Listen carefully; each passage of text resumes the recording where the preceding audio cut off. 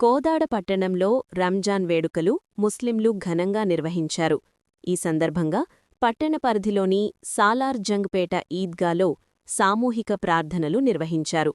ముస్లింల మతగురువు మౌలానా అబ్దుల్ ఖాదిరీ సామూహిక ప్రార్థనలు చేయించారు. ఈ సందర్భంగా మాజీ MLA Bollam Mallaiah Yadav, municipal chairperson Erneni Kusuma Venkatratnambabu, vice chairman Malleswari, జిల్లా గ్రంథాలయ చైర్మన్ వంగవీటి రామారావు, స్థానిక వార్డు కౌన్సిలర్ చీమ సురేష్ బాబు, ముస్లిం మైనారిటీ నాయకులు అల్తాఫ్ హుస్సేన్ ఈద్గాలో, కబరస్థాన్లో ముస్లిం సోదరులను కలిసి శుభాకాంక్షలు తెలిపారు.